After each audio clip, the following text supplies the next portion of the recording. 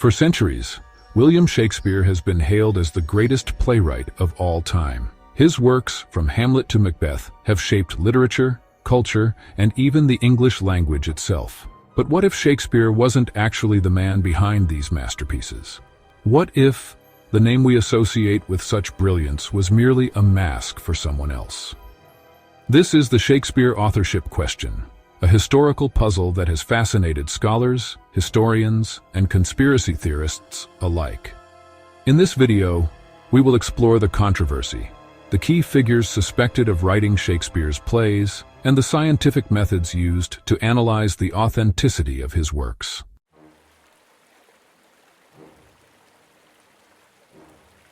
William Shakespeare was born in 1564 in Stratford-upon-Avon, a small market town in England. His father, John Shakespeare, was a glovemaker and local politician, while his mother, Mary Arden, came from a prominent family. Despite his seemingly ordinary beginnings, Shakespeare would go on to become the most famous writer in the English-speaking world. But how? One of the biggest mysteries surrounding Shakespeare's life is the lack of historical records detailing his education. There's no documented proof that he attended school, yet his plays demonstrate a deep understanding of law, medicine, classical literature, and European politics, knowledge that would typically require extensive formal education. The town of Stratford had a grammar school, but no official records confirm Shakespeare's attendance. How then did he acquire the immense knowledge displayed in his works? Then there's the mystery of the lost years. Between 1585 and 1592, there are no surviving records of Shakespeare's activities. He simply vanishes from historical documents, only to reappear in London as an accomplished playwright and actor. Where was he during those years? Some believe he may have traveled abroad, possibly to Italy, as many of his plays contain remarkably detailed descriptions of Italian settings. Others speculate he worked as a tutor, soldier, or even a spy. But with no concrete evidence, these remain mere theories. Perhaps most suspiciously, despite being one of the most prolific writers of his time, there are no original manuscripts of his plays in existence. Not a single handwritten draft of Hamlet, Macbeth, or Romeo and Juliet has ever been found. Even more puzzling, Shakespeare's last will and testament, written shortly before his death in 1616, makes no mention of books, plays, or literary materials. An odd omission for someone supposedly so deeply involved in writing. Moreover, Shakespeare's signatures on legal documents appear inconsistent, as if written by different hands. Could this indicate that Shakespeare was merely a pseudonym used by another writer, or even a group of writers? The mystery only deepens.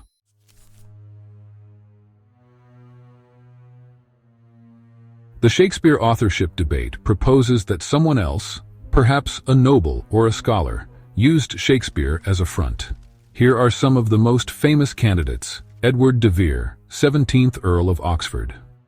A well-educated nobleman, de Vere traveled extensively across Europe, had access to royal courts, and possessed the literary skills to match Shakespeare's works. Some scholars argue that his early plays were published under Shakespeare's name after his death to protect his aristocratic reputation. His personal letters and poetry exhibit stylistic similarities to Shakespeare's work, and many of his life experiences appear mirrored in the plays. Francis Bacon. A philosopher, scientist, and writer, Bacon had the intelligence and knowledge necessary to craft Shakespeare's masterpieces.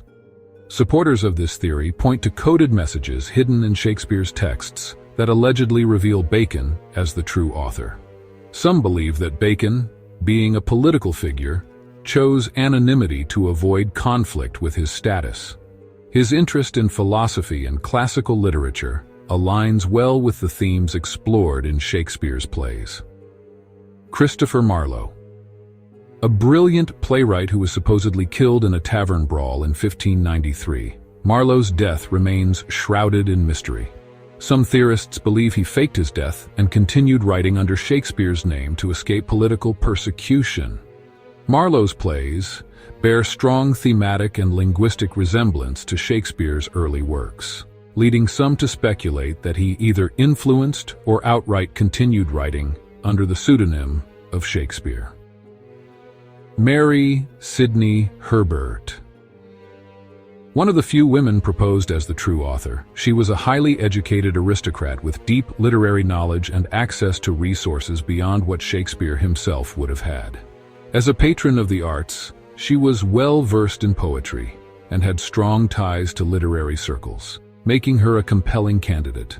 Some researchers argue that her gender might have necessitated a male pseudonym in an era when women writers were not taken seriously. Roger Manners, 5th Earl of Rutland.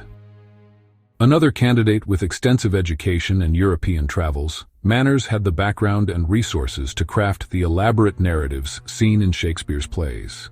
Some theorists suggest that he, along with a group of noblemen, collaborated on the plays under the Shakespearean name.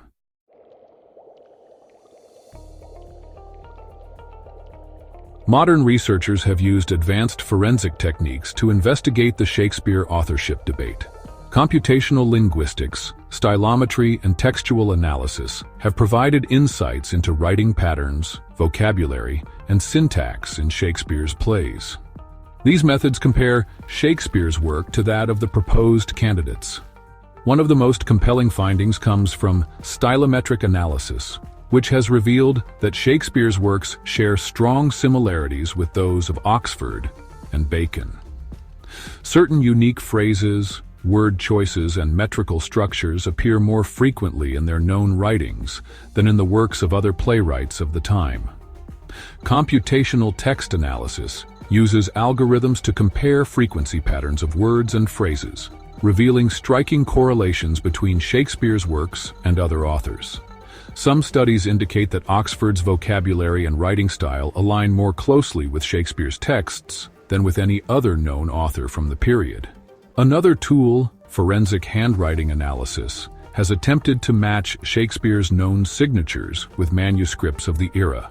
The inconsistent writing styles and lack of original play manuscripts attributed to Shakespeare add further mystery to the debate.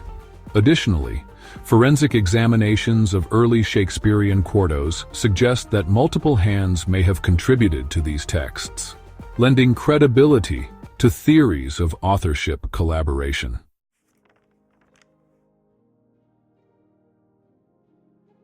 Yet, despite all these doubts and tantalizing theories, there remains one unshakable fact. Shakespeare's name appears on the plays. His name was well known in London's theatre scene.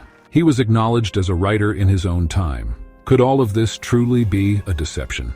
Historical records, including theatre contracts, legal documents, and references from contemporary writers, firmly tie William Shakespeare of Stratford to the plays and poems attributed to him. Critics of the authorship debate argue that there is no direct evidence proving that someone else wrote the plays, and that the supposed inconsistencies in Shakespeare's biography are simply due to gaps in historical records, common in the 16th century.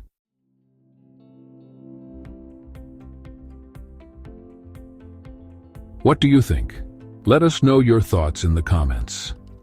Don't forget to like and turn on notifications for more deep dives into history's greatest mysteries. Did you know that only 10% of our viewers have hit the subscribe button? If you're among the 90% who haven't yet, I challenge you to do it right now. Why? Because it helps us bring even more fascinating mysteries straight to you. Let's change this statistic together.